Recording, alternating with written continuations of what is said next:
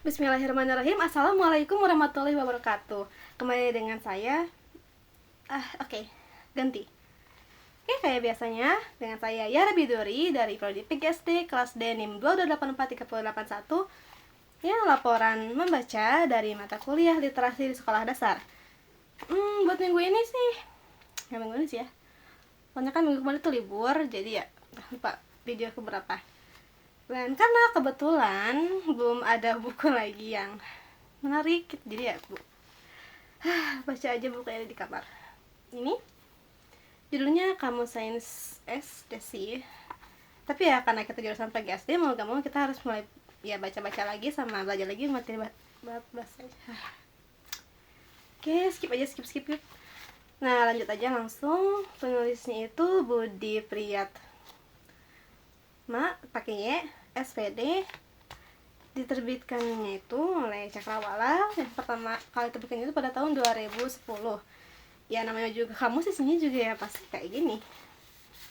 Sorry, ada banyak tulisan. Nah, lihat. Nah, meski judulnya sains, ya kalau misalkan dilihat dari mata kuliah sains di kampus, isinya itu pasti kan ya kisaran entah itu fisika atau biologi. Nah, tapi di sini juga ada dari matematikanya, dari kimianya. Jadi semua dari bagian IPA.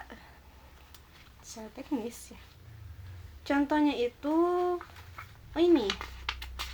Contoh di huruf F ada istilah faal atau kerja alat tubuh.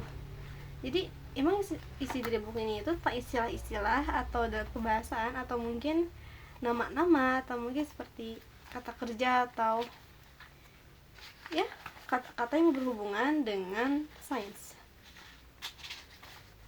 Contoh juga ada di bagian huruf H. Nih ada ada hutan lindung atau hutan yang dilindungi keadaan alamnya. Ya memang bukan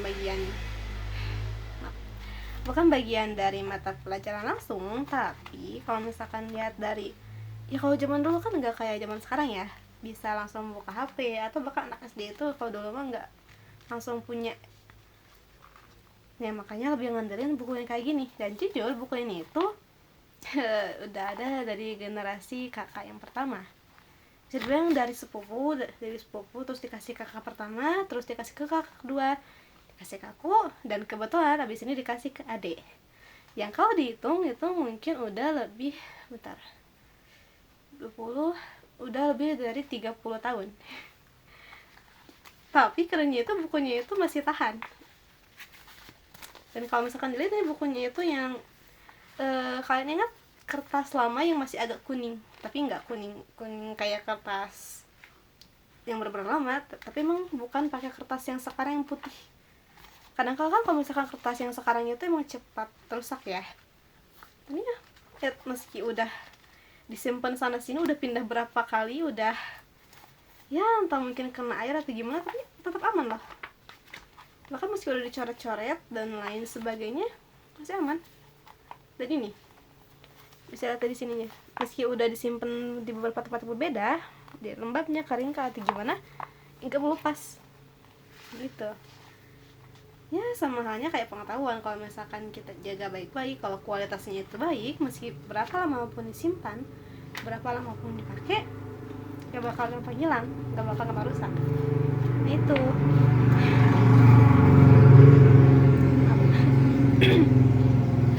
ini gimana? Ya intinya buku itu emang membahas tentang sains, istilah-istilahnya, nama-nama dan itu gak banyak yang bisa dibahas sih, tapi ada hikmahnya juga, karena ternyata kata-kata yang sederhana seperti kayak energi matahari atau bahkan arti dari fisika, arti dari biologi, arti dari kimia, arti dari hewan, manusia dan lain sebagainya itu ada di sini, dikemas dalam satu kalimat sederhana yang bisa mengerti oleh anak sekolah dasar. Dan kalau misalkan lihat anak zaman sekarang pasti gak mau baca yang kayak gini karena menurut mereka itu bosan. Ya itu tugas guru-guru masa depan kan ya, buat kembaliin kebiasaan baca, buat kembaliin minat-minat anak-anak itu ke hal-hal yang lebih sederhana, bukan ke hal-hal yang lebih praktis. Ya sama kayak sains. Sains itu praktis, sains itu bisa bikin hidup lebih mudah, tapi sains itu digampang susah karena emang belajarnya itu nggak mudah. Oke, mungkin itu aja buat video kali ini. Agak gaji sih, tapi gak apa-apa lah. Nah, sekian, sampai ketemu di video selanjutnya.